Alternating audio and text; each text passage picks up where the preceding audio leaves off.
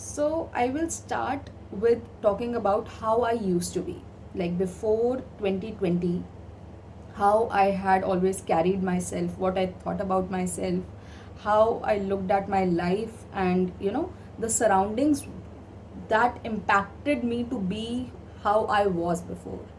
So, all my life, I was always like low on self confidence. I had low self esteem. I was never really sure as to like how my ideas, my thoughts, what I say, what I do would impact other person. Like I was always what do you call it, unsure if the other person would like my idea and appreciate it or anything. Like there was always a constant fear going on within me. Plus I was always pulled down by a lot of people. Like in my school I was bullied, and in college I was bullied by my neighborhood friends. I was bullied, not bullied in the sense that I was being physically bullied, but just mentally. Like for example, I was always told that stop acting like a kid, that is very kiddish, that's so dumb of you. Not really so dumb of you, but like in subtle ways, to just pull down a person, like bam, bam. And so yeah, there came a point where I was like, this is not, this is not good, this is not right, it doesn't feel right. But that point came much later in my life. Like for a very very long time I let all of that happen to me. I let people bully me, and I would not say a word. Like they would just make fun of me, and I would just laugh along, and I would come back home and I would feel like really bad for a few days. But then I was so low on self confidence that I felt like these are the people who hang out with me, so it's okay. So like after a few days I would go back, hang out with them, forget about it. Then again the cycle would start. They would make some sort of fun about what I say, what I do, and then again. So that went on for a long long time. And I also had to deal with a narcissist best friend, which I will be talking about probably in the next video, because that is a big topic. So yeah, so even there, like with the constant one-on-one connection, I was always like boom boom boom, no no, doesn't work out. And also the fact that these were the only people that were around me. So I felt that maybe I should keep my mouth shut, or just say the things that please them. Like be minimalistic, and whatever you do should not really give them a reason to make fun of me. So that also started happening maybe towards 2018. I was more conscious of it. I was like, no, this is not right. This behavior that I have been facing, sort of. And also, like, me as a person, I don't really like to play victim. I never ever like to go and tell people that this is happening to me. I never do that. Nobody ever knows what's going on within, so I just take the sips of poison within until it bursts out.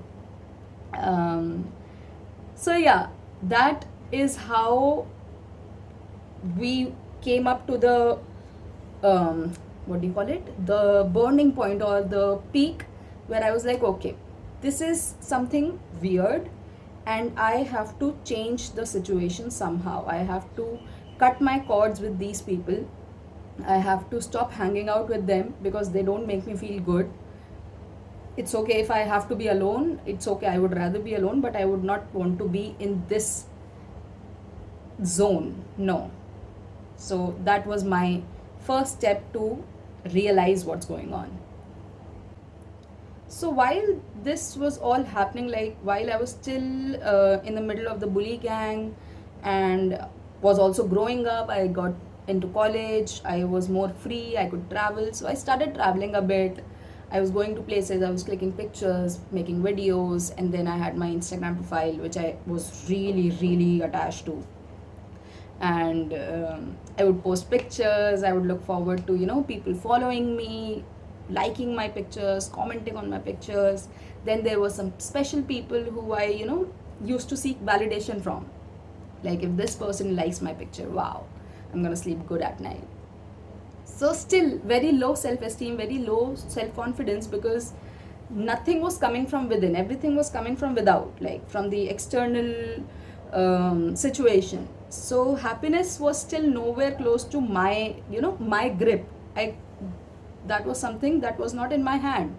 So if I would post a good picture or a good video, I would get appreciation, I would sleep well at night. If I didn't get any response, then I would again fall down, I would get uneasy. Sometimes I would feel like, oh my god, this is not made for me, I would delete the app. But due to my addiction with the social media, I would download it again. So this cycle began. Same with, like how with my school or university or neighborhood friends, like I would feel bad, I would come back, I would feel bad, I would come back. So this cycle went on for a while until April last year.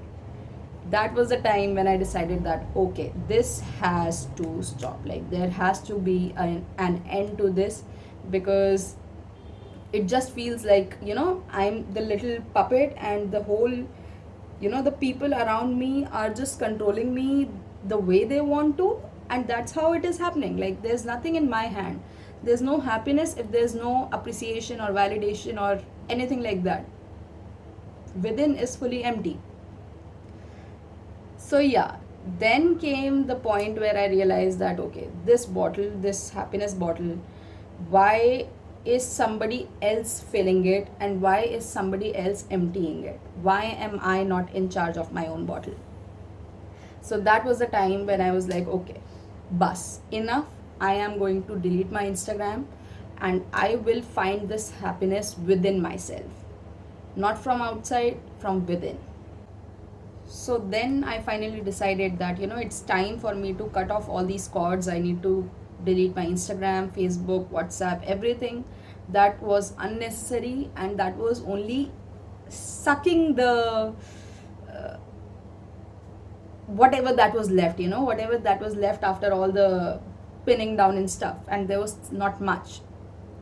So I cut all of that, and I still needed, something to distract me, something to show me answers, like what do I do now? Like, okay, I have quit everything.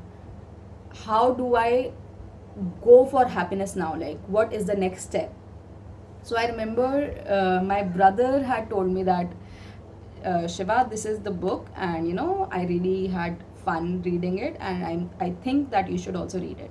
So I was like, okay, this is the time that I pick this book up, because I have no distractions anymore and I am sure what I want to do. Then I finally picked up Creativity by Osho, and that was the beginning. That was the beginning of new things, and this new Shivani, who is not so afraid, who doesn't have such low confidence or low self-esteem anymore, who can find happiness within, who has a bottle full and maybe like an extra in stock, like touch wood, but there's no external need to seek it, to get the validation. So I picked this up, and the first sentence that I read, I'll read it to you guys. It says, creativity is the greatest rebellion in existence.